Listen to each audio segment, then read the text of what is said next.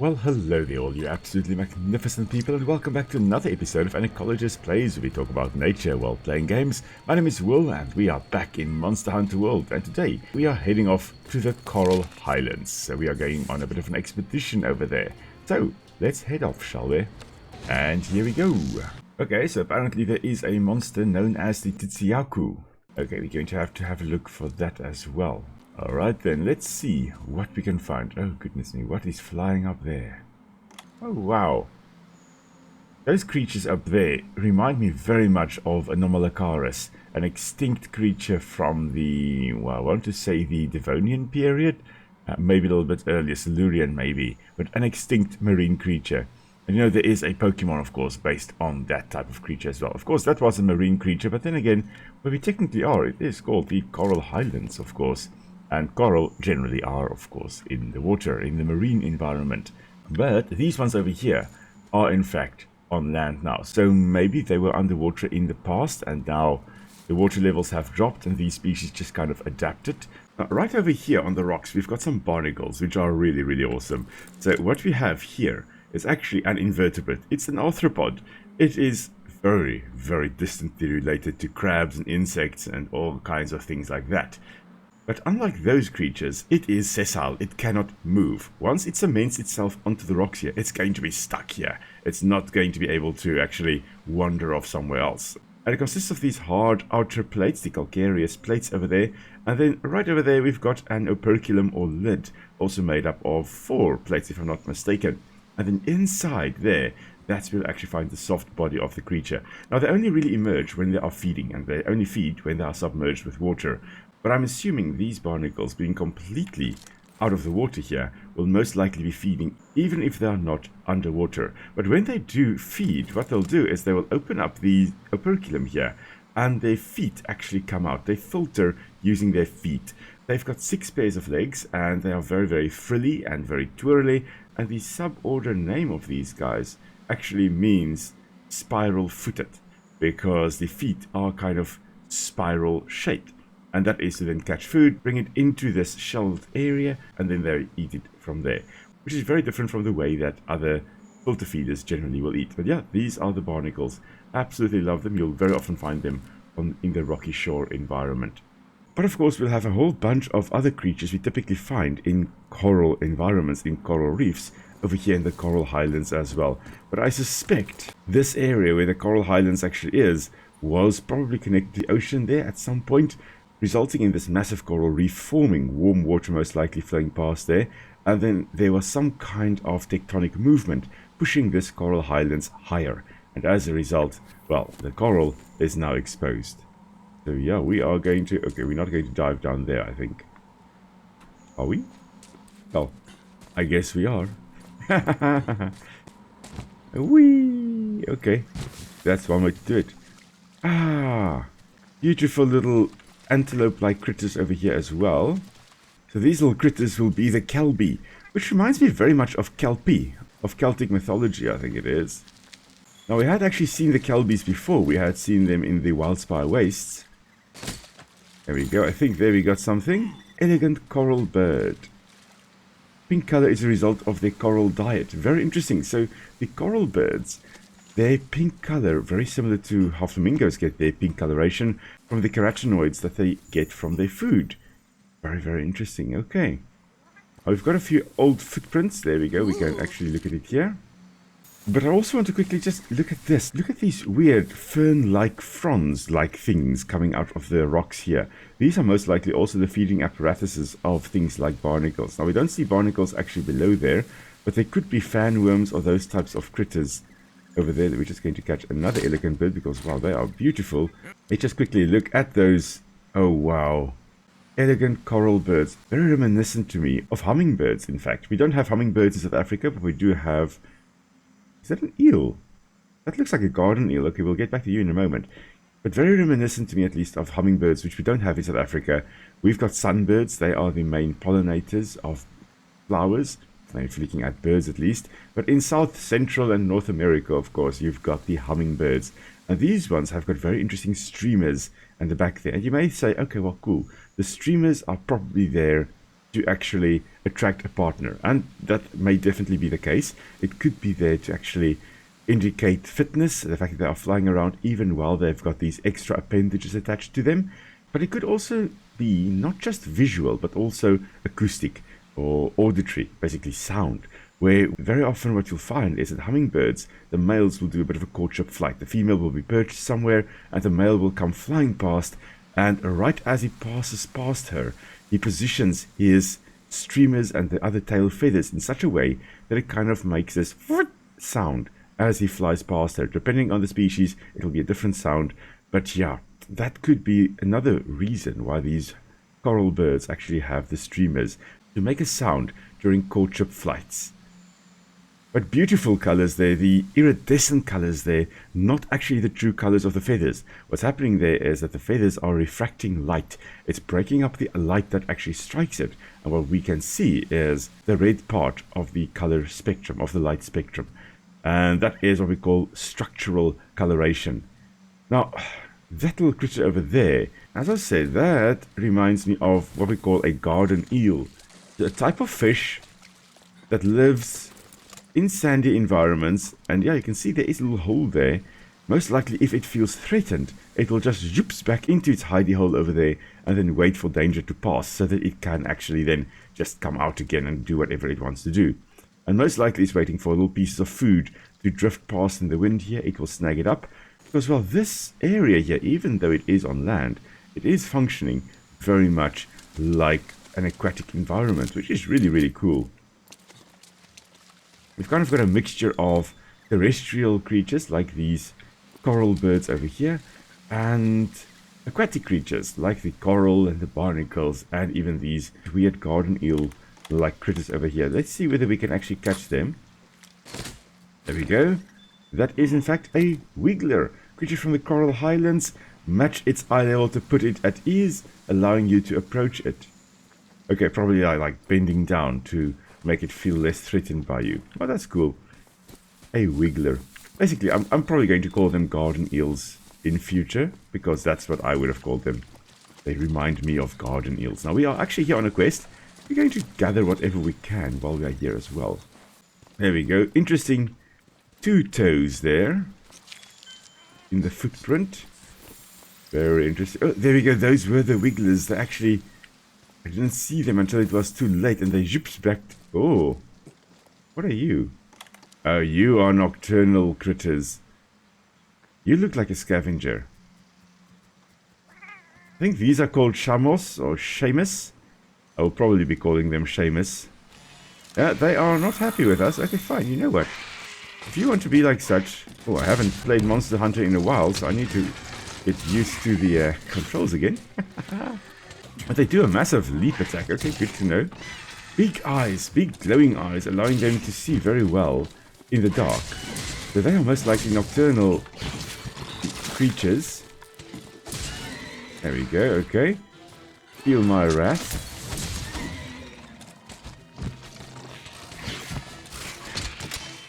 Ooh, a whole bunch more coming. And take that. How do you like them apples? But these guys are taking longer than I anticipated for them to realize that they shouldn't be messing with me. So we're just going to make all of you feel the wrath of the charged blade. Okay. I think that was everybody. But big, big glowing eyes. Yeah, shamos. Most likely the shamos here, the big eyes, actually makes them... Oh, there we go. There are some more wigglers. Let's see if we actually... Yeah, hello there, wiggler. Oh, okay, if we get too close, then you still retract. Makes sense. I mean, we're right on their level, so they're like, okay, cool, maybe these guys are okay, and then we get too close. And they still decide, okay, no, we're going to just stay in our little burrows where everything is nice, everything is awesome. But these shamos with their big eyes would most likely be vulnerable to flash pods and any other way of actually flashing them with bright light, because they are perfectly adapted to nocturnal life, or being or running around at night. Interesting coloration, the reddish color and the bluish color, most likely to actually blend in with the coral that we do find along here. Very interesting little orifice over here. Let's head in there, shall we? And gather the bones from the bone pile. Ah, sturdy bones. I think that's a new crafting material for us. These little critters over here also very reminiscent of a lot of filter feeders that we find. Almost like anemone, but oh no, you know what? They're very much like fan worms, those Christmas worms that you can also find along the rocky shore.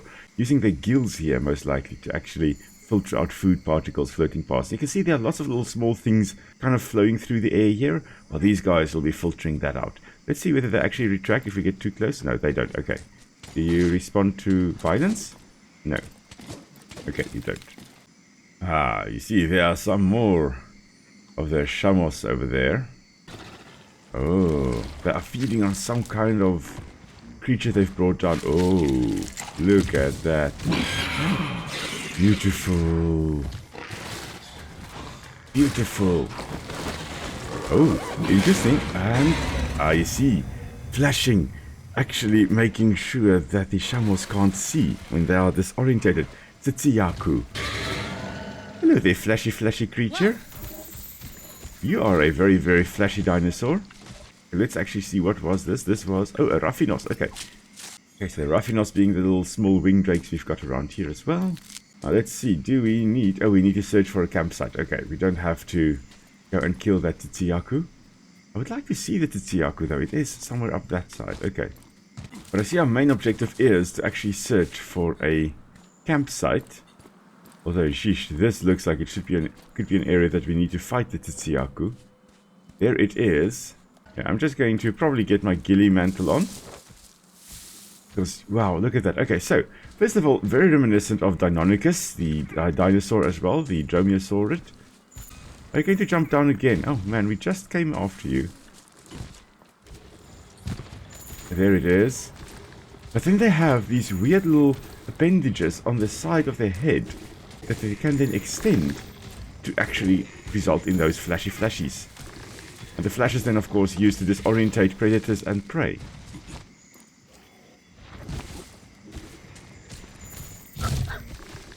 Oh, interesting kick that he did there. Okay. Wasn't kicking after me. Okay, are you going to... No, you're not going to... I thought they're going to flash again the shamos there, but apparently not. He just randomly occasionally does a kick, it seems. Ah, did another kick there. Okay. Oh, gashes. Okay, so it's marking its territory most likely. Using those strong kicks there to actually cause gashes in the rocks. Interesting. Very similar to what we saw previously with Rathalos. Also marking its territory by making gashes in the trees. So to the Tzitzi-Ya-Ku here, most likely doing that. But there are a whole bunch of shamos over here. I'm not sure whether they are preparing to attack the Tzitzi-Ya-Ku or not. Almost looks like it. Okay, the effects of the ghillie mantle have worn off, which means that the shamos will now attack us very soon. But that's fine, because what we also have here is a flash fly. You guys want to come for me? I'll show you what it's like to be flashed. Because clearly that worked. Hello, you guys. Maybe not critical mass to actually start attacking me. Maybe they actually need to be a little bit more than just 3. Nope. 3 is apparently perfectly fine for them. So, fine. Feel my wrath. They're still disorientated. And now they really have increased in number.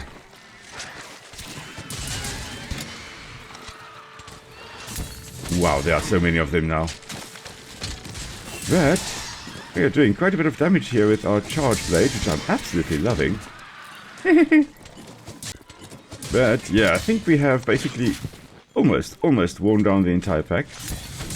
There's just 2 left. 1 left. It's a really problematic one. Come on, stop it. And there we go. I think that is it. So let's harvest some shamus. Wow. They're almost as annoying as the jagras back in the day. Maybe a little bit more, actually. But strength in numbers. I mean, they are relatively small. They're big enough to actually be a danger to us as humans. I mean, let's be honest. They're about lion-sized, actually. Maybe a little bit larger. Actually, more tiger-sized if I look at them. Yeah, they're tiger-sized. But they are not really a match for us in the game here. But if we were to meet one of these in real life, oh goodness me, we would be screwed.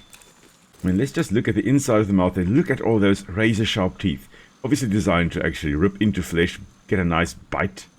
Oh, it's semi-forked tongue, most likely used to actually determine the direction that the prey or the predators are, whatever they are smelling.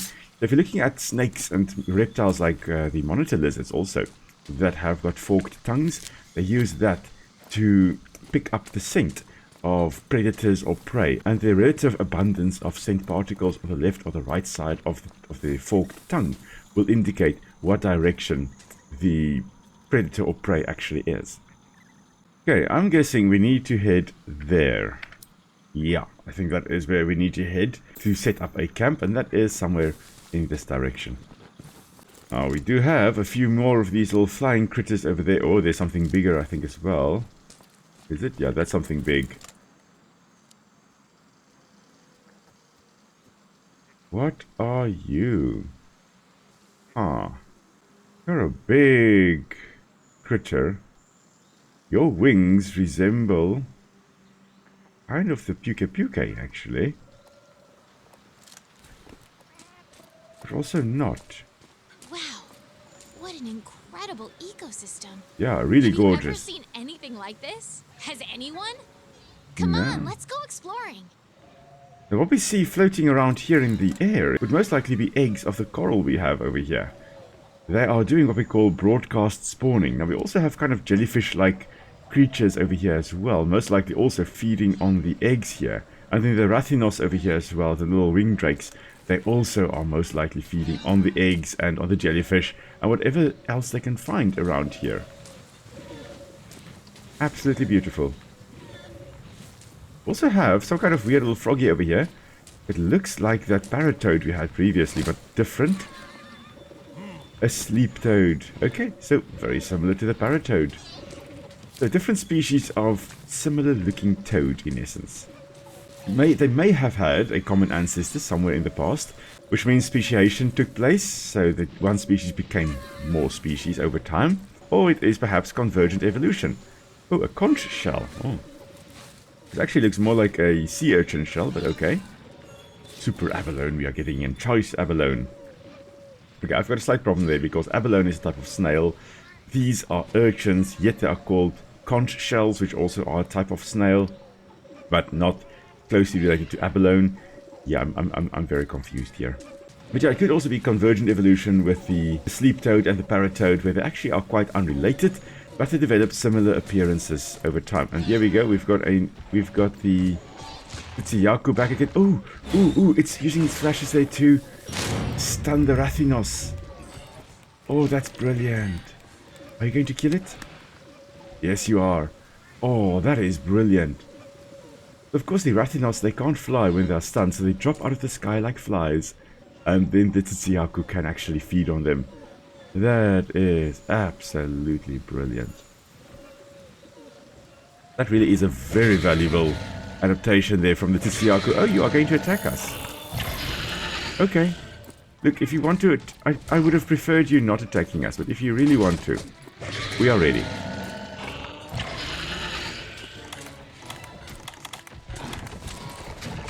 Oh, never mind. There's a Paolumu. Oh, goodness. Okay. Ooh. Use the flashes there to, of course, flash the Paolumu as well. Oh, there comes the Paolumu. Are you attacking Memphis? Paolumu, why are you attacking Memphis? So the Paolumu here, very much resembling the Honduran white bat, which is a beautiful, beautiful bat. Okay. Okay, yeah, unfortunately I didn't go far. Unfortunately, did not go far away enough from that, but okay. Okay, that's a big sweep from you, okay. It inhaled air there, okay. Are you going to puff up? It's a very well armored tail, so I don't think I will be able to attack that. Yeah, no, you see, it's very, very... Oh, it is indeed. He's inhaling air for some reason. Ooh, there, it properly inhaled it. Look at that beautiful puffed up neck now. Okay, okay. So I would have thought that, okay, it inhales air to actually become less likely to be eaten or swallowed by predators. But look, it's even using it as an attack. Oh, it is stunned apparently. Well now, thank you, Memphis.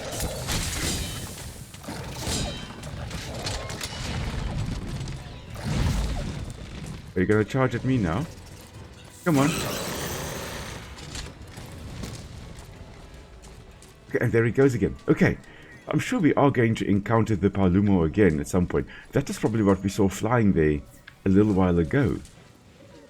The Paolumu there also use its inhaled air, which means first of all it has some kind of storage organ to actually do that. Secondly, it means it is less likely to be swallowed by a bigger creature, so it's a defense mechanism as well. And thirdly, it also means that it can use that as an attack. That is absolutely brilliant. But I'm sure we'll talk about the Honduran white bat and the fact that Paolumu looks very similar to that. I'm sure we'll talk about that when we encounter Paolumu again. Yeah, speaking of which, there's Paolumu again. Okay. You really want to fight me? You don't want to fight me. I'm sure you don't. You don't want to fight me, you don't want to fight Memphis, please. Here comes Tzitzi-Ya-Ku again. Tzitzi-Ya-Ku, you also don't want to fight me. I don't think you want to. All we want to do is find a nice place for a campsite, and now you are making it very difficult. Look, I don't want to kill creatures unnecessarily. I want to first practice how to catch the creatures, and once I have got that down, we will try to then hunt the creatures, but catch them, not kill them every single time. That's the idea, at least. But looks like we are very close to where we could be setting up camp. And for that, we need to run all the way around again. Okay, so that's the way we go. Now, the Paolumu is over here again. I would prefer actually just... Healy Mantle is ready again. You know what? We can use this. The Paolumu is right there. Hopefully it doesn't come after us. But look at that beautiful creature. Amazing, the highly keratinized tail there, meaning it's extremely hardened. Really almost invulnerable. The only vulnerable bits of it would actually be the back over there, the wings, the head and the neck. And I'm suspecting the neck would be most vulnerable because that would be where they would be storing all that air. And you can try to pop it most likely, I would guess. That's almost bat-like, but also very rodent-like face. Except, does it have the buck teeth that you associate with rats, or does it not have that? I don't know, it's not... Almost looks like it does have longer incisors in front. So I think it's more closely related actually to rodents, if we had to give an Earth classification. I would say it's more closely related to rats than to bats. Which are those big ears most likely used to pick up the sounds made by prey and predator alike. I think we need to head up here, if I'm not mistaken. Yeah, this looks right. Ah, look at that. The Anomalocaris-like creatures up there. Don't know what they are called, but yeah, Anomalocaris have these weird appendages, the flipper-like appendages, and then two protruding mouth parts. It's called raptorial mouth parts because it most likely used it to actually grasp prey. Ooh, no, you know what? These actually... Oh, they almost look like manta ray appendages there. Could be used to potentially filter food closer to the mouth. And then they basically just munch on it over there. So probably grabbing coral eggs and the jellyfish and all those little critters we see flying around as well. Well, that's something interesting. That looks like something we should try to avoid, and yet here it is coming down. Yeah. What are you? Must be the big boss around these parts. Legiana. Okay, you know what? We are going to be wise. No. Bye. I don't think we should be attacking the Legiana. It doesn't say we should, so we are going to just keep running, just keep running, just keep running, running. I think we're heading to the wrong area though. I think we needed to go down. Thing is, the Legiana is down there at the moment. Okay, it's not looking at the moment. Let's run past it over here. I think this is where we need to go. And then right in here, yeah, we go. Yes. Little garden eels. Yeah, if we head in here, this is a nice spot for a camp. I think we could build the camp here. Let's ask the head honchos. Yeah, I think so too. Sounds like the research base has a new guest. Want to go back and check in? And maybe grab something to eat? Okay. We will do so momentarily. But yeah, I love the fact that the monsters we are encountering now are not just reskins of old ones. I mean, sure, some of them, like the Rathinos, look similar to some of, like a Myrnos, for example, but that's just convergent evolution. If you are filling the same niche in similar environments, you are going to look similar. I mean, it's a design that works. Why reinvent the wheel? But we are also encountering a whole bunch of new creatures, like the Paolumu, like the Tzitzi-Ya-Ku, a whole bunch of new creatures with new designs and new abilities. And I am very much looking forward to seeing what we encounter as we progress. Now let's quickly head back to the research base then. Alright, and here we go, the Third Fleet Master. So, as was mentioned in the comments of the previous video, the Third Fleet members are all Waverians, and you can see that based on the fact that they've got 4 fingers, which is something I often miss, but yeah, 4 fingers, pointy ears, and very much elf-like in appearance. Really, really cool. We didn't return empty-handed, we came back with knowledge, lady. So we've got a visitor, have we? Ah, the field team leader, of course. I mean, I can see you standing here. Hello there, field team leader. Yeah, okay. So apparently we went off to go look for Zora Magdaros clues. I don't know, that's what we were doing. I was just having fun in the Coral Highlands. So yeah, yes we did. Apparently we did. The Rotten Vale, way down below us. Interesting, okay. We've got to resurrect the wrecked base in order to access the Vale at some point. Okay, and we can reconvert it into an airship. Well, that sounds like fun. And if we change the base into an airship, we'll be able to look at everything from above, from the air, without being in a whole bunch of danger, just some danger.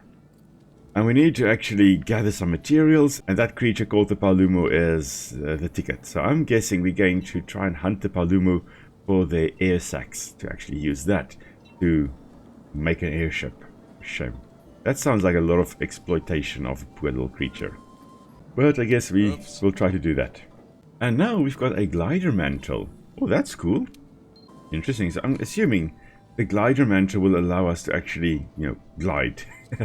But then, is that at the cost of the ghillie mantle? That is the question.